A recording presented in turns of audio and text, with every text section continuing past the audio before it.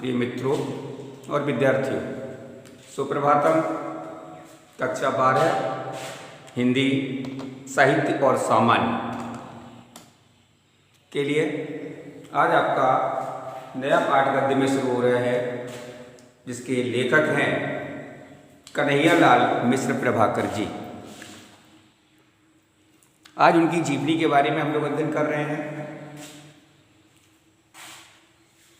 तो कन्हैयालाल मिश्र प्रभाकर जी का जन्म सन 1905 ईस्वी को सहारनपुर जिले के देवबंद नामक स्थान पर हुआ था, गांव में हुआ था।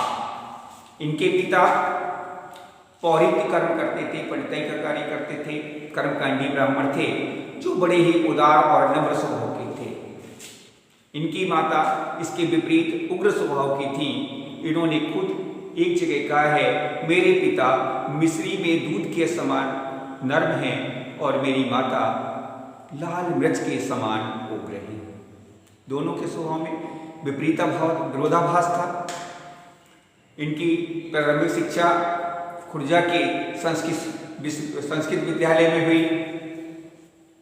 जब ये संस्कृत विद्यालय में अध्यात्म कार्य कर रहे थे, उसी समय राष्ट्र में स्वतंत्रता संग्राम सेनानी अपने जौहर दिखा रहे थे, राष्ट्र में स्वतंत्रता की अलग जगा रहे थे।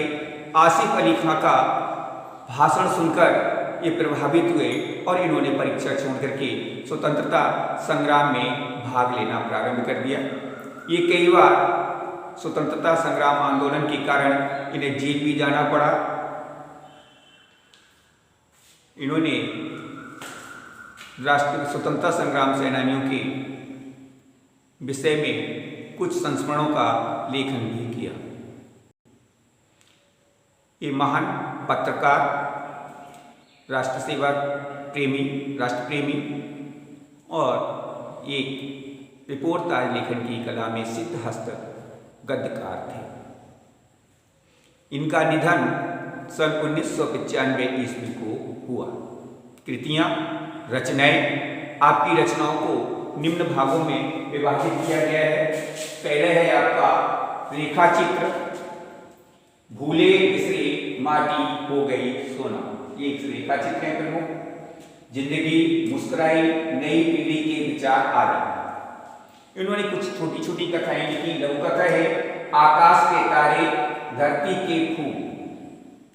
संस्मरण इनकी तीसरी रचना है संस्मरण में दीप जले, शंख बजे। अगला इनका संपादन में इन्होंने कुछ समाचार पत्रों और पत्रिकाओं का संपादन किया। उनमें प्रमुख हैं नया जीवन एवं विकास, ये 2 समाचार पत्र थे, इनका संपादन किया।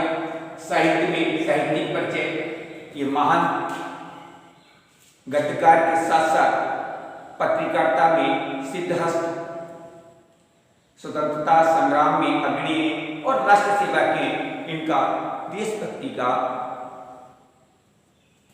औचित्य सानिध्य नहीं है, इनके मुकाबले का नहीं था। इन्होंने लेखन के साथ साथ राष्ट्र की सेवा भी की।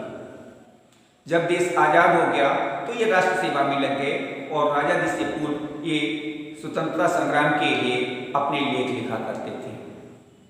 रिपोर्टाज लेखन में इन्होंने कई गद्य रचनाएं की हैं। इस प्रकार से हिंदी के साहित्यिक क्षेत्र को इन्होंने अपनी रचनाओं के द्वारा, अपनी कृतियों के द्वारा मजबूत किया है, पुष्टि प्रदान की है। भाषा, आपने शुद्ध साहित्यिक खड़ी बोली, तत्सम युक्त शब्दों का प्रयोग किया है, मुहावरे और लोकोक्तियों का प्रयोग किया है। साथ ही आपने विदेशी भाषाएं, अंग्रेजी, उर्दू, फारसी आदि के शब्दों को भी समय समय पर अपनी भाषा में स्थान दिया है। शैली, आपने गद्य के क्षेत्र में प्रमुख रूप से 3 शैलियों का प्रयोग किया है। नंबर 1 वर्णनात्मक, नंबर 2 भावात्मक और नंबर 3 नाटकीय शैली। इन 3 शैलियों का अपनी गद्य में आपने प्रयोग किया है। साहित्य के स्थान महान गद्यकार के साथ साथ कन्हैयालाल मिश्र प्रभाकर जी रिपोर्ट ताज लेखन में सिद्धहस्त थे। राष्ट्र सेवा और स्वतंत्रता आंदोलन में इन्होंने बढ़ चढ़कर हिस्सा लिया। तो रिपोर्ट ताज लेखन की जितने भी जितने भी साहित्यकार हैं उनमें इनका अग्रणीय स्थान रहा है। आज आपका ये हुआ है। कल आपको इस पाठ से संबंधित जो आपका रावण नरसिंह होम है उससे संबंधित खंडों पर आधारित प्रश्नोत्तरों का कार्य कराया जाएगा। जय हिंद, जय भारत।